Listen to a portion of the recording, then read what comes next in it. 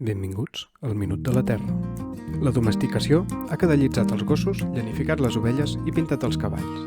Però hi ha un canvi físic menys evident que pràcticament tots els animals domesticats comparteixen: cervells més petits.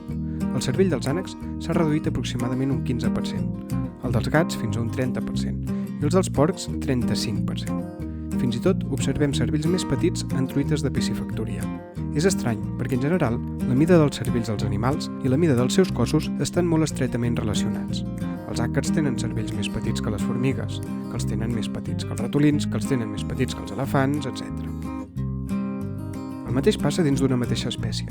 Els llops petits tenen cervells més petits que els llops grans, i els gossos petits tenen cervells més petits que els gossos grans.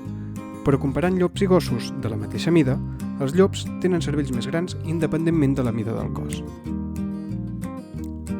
A més, en diferents animals domesticats, una gran quantitat de la reducció és en parts dels cervells que monitoritzen la informació del món exterior i els informen de com i quan han d'entrar en pànic. Una mena de botó del perill del cervell.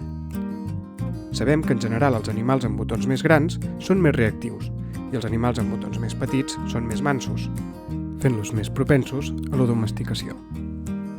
I criant els animals més mansos entre ells, hem anat reduint els seus botons de perill i, per tant, el tamany dels seus cervells encara més.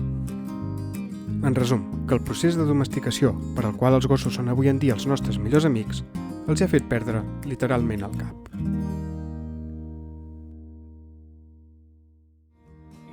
M'agrada. Em subscric. Comparteixo.